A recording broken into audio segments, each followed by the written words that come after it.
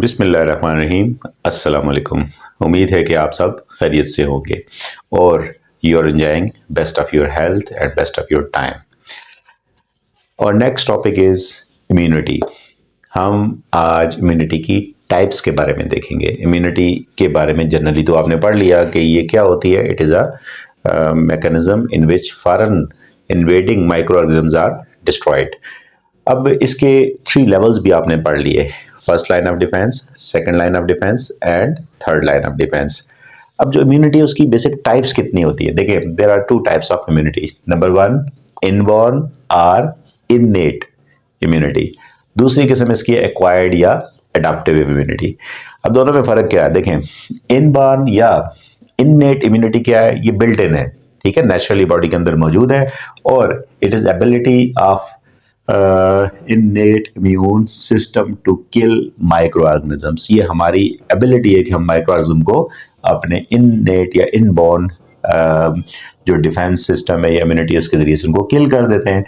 अब इसके अंदर क्या है, फर्स्ट लाइन ऑफ डिफेंस है, सेकंड लाइन ऑफ डिफेंस है। जो आप दोनों आप लिंक देख रहे हैं, आप उसमें देख सकते हैं कि फर्स्ट लाइन ऑफ डिफेंस के अंदर स्किन है, म्यूकस मेम्ब्रेन है, पीएच है स्किन के अंदर, और इसके अलावा हमारी आंखों के अंदर जो टीयर ग्लैंड्स हैं, ये सब हमें प्रोटेक्ट करते हैं कि माइक्रोऑर्गेनिज्म हमारी बॉडी के अंदर एंटर ना हो सकें। दूसरा सेकंड लाइन ऑफ डिफेंस क्या होता है, इन case of second line of defence हमने देखा जी कि कुछ फैगोसाइटिक सेल्स हैं और नेचुरल किलर सेल्स हैं, फीवर रिस्पांस है, इसी तरह जो हिस्टामीन का रोल है इन्फ्लेमेटरी रिस्पांस के अंदर, और कम्प्लीमेंट प्रोटीन्स वगैरह, इंटरफेरॉन्स वगैरह जो हैं, ये सारे मिलके सेकंड लाइन ऑफ डिफेंस जो होता है वो प्रोवाइड करते हैं।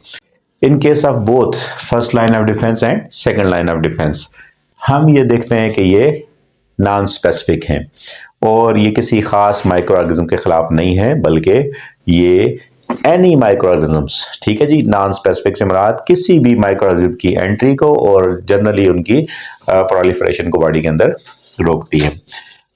लेकिन जो एक्वायर्ड या एडाप्टिव इम्यूनिटी है, अनलाइक इननेट या इनबॉर्न, जो एडाप्टिव या एक्वायर्ड इम्यूनिटी है या एडाप्टिव इम्यूनिटी है, उसमें क्या होता है, उसके अंदर it is highly specific protection. Unlike this one, ये जो है ये हाईली स्पेसिफिक प्रोटेक्शन प्रोवाइड करती है। What is mean by highly specific protection, इसका मतलब है कि अगर कोई माइक्रोऑर्गेनिज्म बॉडी के अंदर एंटर हो जाता है और फर्स्ट और सेकंड लाइन ऑफ डिफेंस को ब्रीच कर लेता है, तो अब इसके खिलाफ हमारा स्पेसिफिक बॉडी का इम्यून सिस्टम एक्टिवेट होगा, जिसमें जिस्म जो होगा वो सेल मीडिएटेड या ह्यूमोरल रिस्पांस देगा। ये भी आप लिंक देख रहे हैं स्क्रीन के अंदर। सेल मीडिएटेड रिस्पांस के लिए टी सेल्स इंपॉर्टेंट है और जो ह्यूमोरल रिस्पांस है उसके लिए बी सेल्स का बड़ा इंपॉर्टेंट रोल है कि वो एंटीबॉडीज बनाते हैं। तो ये इम्यून सिस्टम जो है वो, इसके बारे में आपने role of B and T cells आपने डिटेल के साथ देख लिया। Once microorganisms enter in the body, it is engulfed and phagocytosed with the help of phagocytic cells and these are also antigen presenting cells। ये antigen presenting cell जो होते हैं ये उनके एंटीजेंस को with the help of their self proteins ये major histocompatibility complex बनाते हैं। इनको फिर CD4 सेल जो होते हैं, हेल्पर टी सेल, वो उसको रिकग्नाइज करते हैं इंटरल्यूकिन 1 की वजह से, एंड देन ये इंटरल्यूकिन 2 रिलीज करते हैं हेल्पर सेल्स, टी सेल्स, और इसके बाद फिर इसके नतीजे में बी और टी सेल्स ये दोनों एक्टिवेट होते हैं और बी सेल्स ह्यूमोरल रिस्पॉन्स देते हैं, while in case of T cells they give cell mediated response। So this kind of response is called as acquired or adaptive immunity which is specific one। ये सबके खिलाफ नहीं होगी बल्कि उनके खिलाफ होगी जो फर्स्ट और सेकंड लाइन ऑफ डिफेंस के बाद बच जाने वाले होंगे, और उनके खिलाफ स्पेसिफिकली, यानी कोई एक माइक्रो ऑर्गेनिज्म है तो उसके एंटीजेंस के मुताबिक, उस एंटीजेंस की स्पेसिफिसिटी के मुताबिक इनके अंदर जो सेल मीडिएटेड या जो ह्यूमोरल रिस्पॉन्स है वो जनरेट होगा। अब वंस जो एक्वायर्ड या अडॉप्टिव इम्यूनिटी जो है वो, उसके लिए बी और टी सेल एक्टिवेट हो गए, तो ये एक्टिवेटेड बी और टी सेल जो होते हैं ये उस अडॉप्टिव या एक्वायर्ड इम्यूनिटी के डेवलप होने में it will takes days and weeks वगैरह, इतना टाइम लगता है उसके अंदर। इस दौरान में वो बंदा जो होता है वो उसके अंदर सिम्टम्स भी जाहिर होती हैं।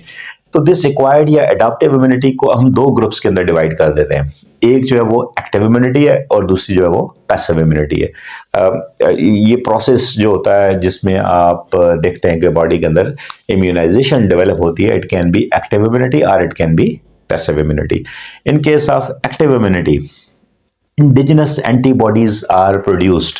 ठीक है जी, ये आपने देख लिया कि एक्टिव इम्यूनिटी के अंदर आमतौर पे कोई भी माइक्रो ऑर्गेनिज्म जो है वो बॉडी के अंदर एंटर होगा तो नेचुरल एक्टिव इम्यूनिटी कैसे डेवलप होगी कि वो माइक्रो ऑर्गेनिज्म जो होगा उस इन्फेक्शन की सूरत में उसको फैगोसाइटोज किया जाएगा, एंटीजन प्रेजेंटिंग सेल्स उसको प्रेजेंट करेंगे, हेल्पर टी सेल रिकॉग्नाइज करेंगे एंड देन उसके खिलाफ क्या होगा, इलनेस के बाद रिकवरी होगी और इस दौरान में उसके अंदर फ्यू डेज और वीक्स के अंदर उनके अंदर उस पर्सन के अंदर उसके खिलाफ जो मेमोरी सेल्स हैं वो डेवलप हो जाएंगे और फ्यूचर में उस डिजीज के खिलाफ उसको प्रोटेक्शन प्रोवाइड करेंगे ये memory cells B and T cells. इसी से हमने एक आर्टिफिशियल एक्टिव इम्यूनिटी जो है वो उसका मेथड डेवलप किया। इस आर्टिफिशियल एक्टिव इम्यूनिटी के दौरान में क्या होता है, during this artificial active immunity vaccination का प्रोसेस जो है वो इंट्रोड्यूस किया गया। What are vaccines? Vaccines are also antigens. ठीक है जी, these are actually antigens, but ये एंटीजेंस जो होते हैं ये बॉडी में इंट्रोड्यूस होते हैं, लेकिन ये अटेनुएटेड या नॉन विरुलेंट माइक्रो ऑर्गेनिज्म होता है, यानी ये वो माइक्रो ऑर्गेनिज्म है जिनके अंदर एंटीजेंस तो मौजूद है उस माइक्रो ऑर्गेनिज्म के, लेकिन ये या तो डेड है या फिर ये डिजीज काजिंग एबिलिटी इनकी कंप्रोमाइज हो चुकी है। अब ये वाले एंटीजेंस जब बॉडी के अंदर एंटर होंगे ये डिजीज तो काज नहीं करेंगे। Unlike natural active immunity, in case of artificial active immunity के जब हमारी वैक्सीनेशन होती है तो वैक्सीन्स के अंदर क्या होता है, एंटीजेंस होते हैं। ये एंटीजेंस हमारी बॉडी के अंदर जाते हैं, हम बीमार नहीं होते, लेकिन फ्यू वीक्स या डेज के अंदर हमारे अंदर इसके रिस्पॉन्स में एंटीबॉडीज बनना शुरू हो जाती हैं। मैकेनिज्म वही है जो आपने पढ़ लिया इससे पहले, नेचुरल इलनेस के दौरान में या एक्टिव इम्यूनिटी जो होती है उसमें जब इंडिजिनस एंटीबॉडीज बनती हैं with the help of B lymphocytes और इस तरह जो टी सेल्स हैं वो भी मेमोरी सेल्स उसके अंदर डेवलप हो जाते हैं। और फ्यूचर में जब लिविंग माइक्रोऑर्गेनिज्म बॉडी में एंटर होगा तो this artificial active immunity or vaccination protects it from disease, कि वो बीमार होने से यानी इलनेस से पहले ही उसके अंदर ये मेमोरी सेल मौजूद है जो एक्टिवेट हो जाते हैं और उस माइक्रो ऑर्गेनिज्म जो होता है उसके खिलाफ ये इम्यूनिटी प्रोवाइड करते हैं। अब ये जो आर्टिफिशियल एक्टिव इम्यूनिटी है, इस आर्टिफिशियल एक्टिव इम्यूनिटी के लिए बूस्टर डोज भी दिए जाते हैं, यानी वंस एक दफ़ा अगर कोई आपने पोलियो के कतरे ले लिए या आपने इंजेक्शन के जरिए से जो वैक्सीन्स हैं या attenuated dead micro organism body के अंदर एंटर हो गए एंटीजेंस, तो they will stimulate start producing antibodies, लेकिन कुछ अरसे बाद बूस्टर डोज जो होगा वो इस एबिलिटी को मजीद इन्हांस करेगा। Large number of memory cell जो होंगे वो प्रोड्यूस होंगे और एंटीबॉडीज बॉडी के अंदर बनना शुरू हो जाएंगे। दीज आर लॉन्ग लास्टिंग, यानी चाहे ये नेचुरल एक्टिव इम्यूनिटी है यानी बीमार होने के बाद जो इम्यूनिटी डेवलप होती है या आर्टिफिशियल एक्टिव इम्यूनिटी है जिसमें वैक्सीनेशन के जरिए से वैक्सीन्स के जरिए से बॉडी के अंदर एंटीबॉडीज बनाई जाती हैं। Both of these provide long lasting immunity, यानी ये जो होती है ये ईयर्स के लिए और लाइफ टाइम के लिए ये इम्यूनिटी प्रोवाइड करते हैं समटाइम्स। तो this kind of immunity is called as active immunity, and in case of active immunity our body produce indigenous antibodies with the help of our B and T lymphocytes इसके अंदर जो involve होते हैं, और memory cell जो होते हैं बड़ा इंपॉर्टेंट रोल प्ले करते हैं फ्यूचर में इस इन्फेक्शन के होने को रोकने के लिए। ठीक है जी, तो हमारी बॉडी इस तरह से जो माइक्रो ऑर्गेनिज्म होंगे उनको मल्टीप्लाई होने से पहले डिस्ट्रॉय कर देगी अगर हमारी बॉडी के अंदर एक्टिव इम्यूनिटी है या आर्टिफिशियल ये एक्टिव इम्यूनिटी मौजूद है, यानी इम्यूनाइजेशन का प्रोसेस है। अब पैसिव इम्यूनिटी क्या चीज़ है? What is mean by passive immunity? Passive immunity के अंदर एक्सोजेनस एंटीबॉडीज बॉडी के अंदर इंट्रोड्यूस की जाती हैं, यानी antibodies which are produced in other organism whether belonging to the same species or different species, आप उनसे ये आप लेते हैं एंटीबॉडीज, बनी बनाई एंटीबॉडीज लेते हैं, यानी आपकी बॉडी जो होती है वो उसके पास समटाइम्स इतना टाइम नहीं होता कि वो उस इन्फेक्शन में सर्वाइव कर सके और एंटीबॉडीज अपनी बना सके, और इस शॉर्ट ड्यूरेशन के दौरान कॉम्प्लिकेशन से बचने के लिए वो किसी दूसरे ऑर्गेनिज्म के अंदर पहले से बनी बनाई जो एंटीबॉडीज हैं वो आइसोलेट करते हैं उसके सीरम से, और उस सीरम को आप कहते हैं anti serum, and this anti serum is injected in the body, और इसके नतीजे में क्या होता है, इसके नतीजे में जिस्म को जो हार्मफुल इफेक्ट्स हैं या डिजीज के अंदर या टॉक्सिक इफेक्ट्स हैं उससे इमीडिएटली बचाया जा सकता है। तो पैसिव इम्यूनिटी जो होती है इसमें वन वे और अनदर वे आप किसी दूसरे ऑर्गेनिजम्स के अंदर से फॉरेन सोर्स से आपको एंटीबॉडीज मिल रही हैं which are not indigenous, they are exogenous. और इसके नतीजे में क्या होता है, इसके नतीजे में ये होता है कि कुछ अरसे बाद ये एंटीबॉडीज खत्म हो जाती हैं, डिजॉल्व हो जाती हैं। तो इस मीन्स के this passive immunity is not long lasting, it will not provide immunity for a longer period of time. once they get dissolved, they get disintegrate, कुछ टाइम के बाद, यानी after few months, 5-6 months or sometimes years, 1 year, ये जो होती हैं ये आस्ता आस्ता this passive immunity will become vanished. इसकी दो टाइप्स हैं, यानी पैसिव इम्यूनिटी की आपके पास दो टाइप्स हैं। एक को आप कहते हैं natural passive immunity and the other one is called as artificial passive immunity. In case of natural passive immunity, ये इम्यूनिटी जो होती है ये मदर से चाइल्ड को मिलती है, ठीक है जी। जो during pregnancy maternal blood circulation के ज़रिए से, प्लासेंटा के ज़रिए से, जो मदर ने अपने लाइफ स्पेन के तो जो एंटीबॉडीज़ बनाई होती हैं वो एंटीबॉडीज़ क्रॉस करती हैं placental barrier and then they reach this child and prevent diseases in this child. ये जो बच्चा होता है इसके अंदर ड्यूरिंग प्रेगनेंसी इसके अंदर डिजीजेज होने के चांसेस एलिमिनेट हो जाते हैं with the help of this natural passive immunity. Even after birth, पैदाइश के फौरन बाद जो फर्स्ट मिल्क होता है from mammary glands, it is also containing large number of antibodies, ठीक है जी। फर्स्ट मिल्क जो होता है जिसको आप कहते हैं colostrum, this colostrum provides large number of antibodies and it's a gift from the mother, जो बच्चे के लिए एक बहुत इंपॉर्टेंट जो प्रोटेक्शन प्रोवाइड करता है। और बच्चा जो होता है, चाइल्ड जो होता है, इट रिसीव्स एंटीबॉडीज थ्रू गट, यानी उसके डाइजेस्टिव ट्रैक के जरिए से उसको ये एंटीबॉडीज मिल रही होती हैं।